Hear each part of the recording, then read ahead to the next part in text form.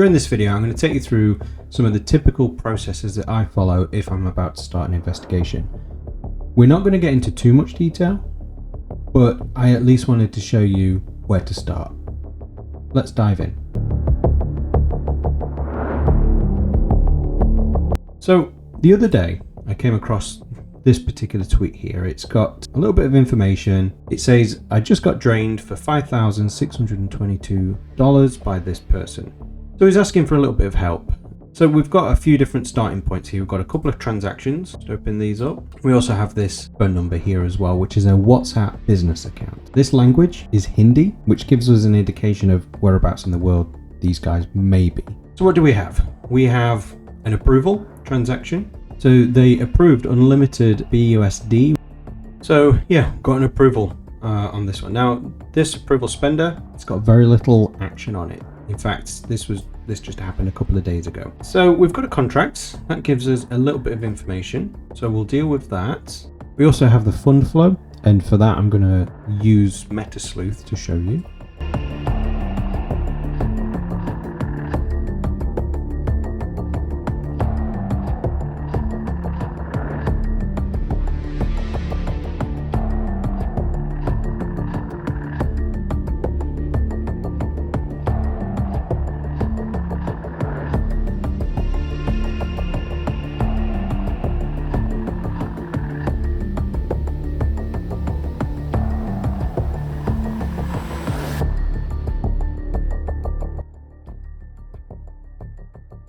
Okay, so we've built out the chart. This is what it looks like.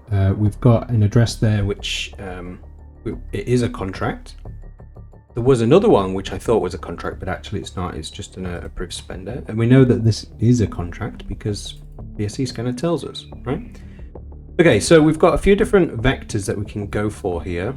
One, clearly we know who the victim is. We've got this gas feeder over here. We have this contract, and then clearly any subsequent addresses as well are always worth researching. So that's on the blockchain side of things. We have also got a website, bnbtrustverify.com, which whenever you see anything like that, always sounds dodgy to begin with. So I'm going to open up Chasm.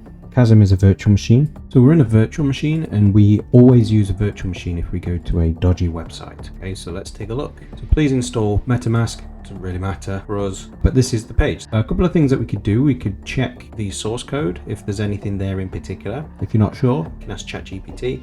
Just copy this, put it into a .text file and upload it and say, hey, is there anything identifiable in here? Got some hard-coded addresses, which is really useful. Sometimes you see some API keys, sometimes you see some Google Tag Manager stuff.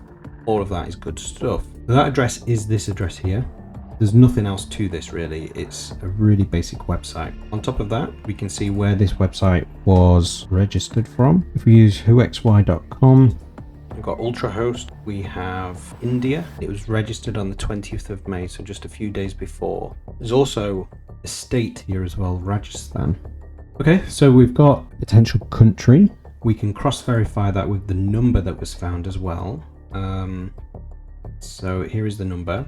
Now, this number is an India number as well, and there's a great tool for analyzing phone numbers.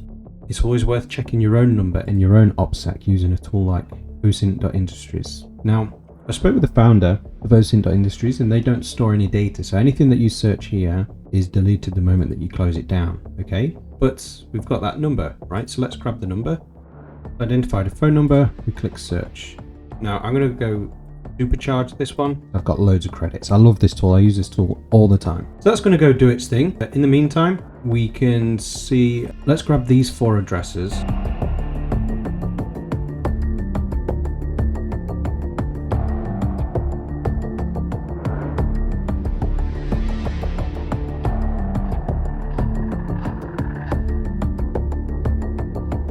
Now what's crazy here is we're using Arkham to show the visual, or show a visual representation of the relationships between these addresses. Now, each one of these addresses is owned by the attacker.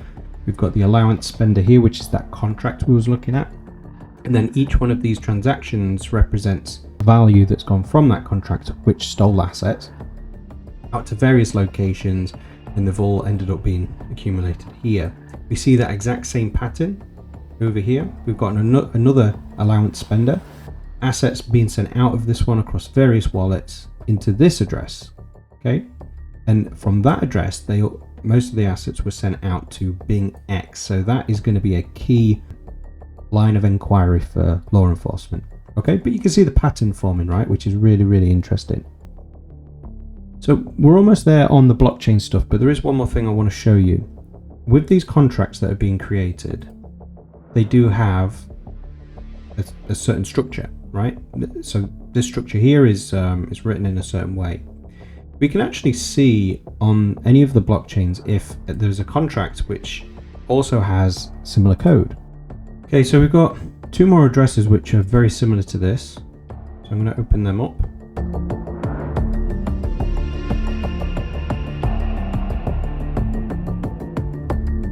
Got a gas transaction and then assets being sent out to KuCoin deposit. So we've got another potential deposit address just there as well.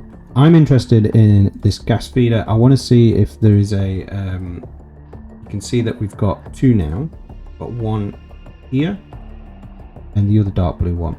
Okay, so I'm interested to see if they're actually connected. And again, we can use Arkham to do that. Oh, also connected. Okay, so we know those three dev wallets are connected. Looks like there's more as well. So you can see it keeps expanding. You continue to see these relationships come out when you start to visualize with a tool like this. That's pretty cool. So let's go back to OSInt.industries. What was pulled out here? So we search the name. If we scroll down, we can see, we searched the phone number, and this is what we got in return. We've got a name from two different services called Vishal Gadia. Country or city. So the country is India. The city looks like Delhi. Delhi's not too far away from Rajasthan, what we was looking at earlier. You see the WhatsApp business account there. Okay. There's an account on HP Gas as well. All right. So not great OPSEC. We can't guarantee that this guy is the attacker, but it's pretty strong. Okay. So I would definitely forward this on to law enforcement if I was this victim. So hopefully that just goes to show you how you can use OSInt and blockchain analysis to find new pivot points that helps you find new data and then leads on to other things.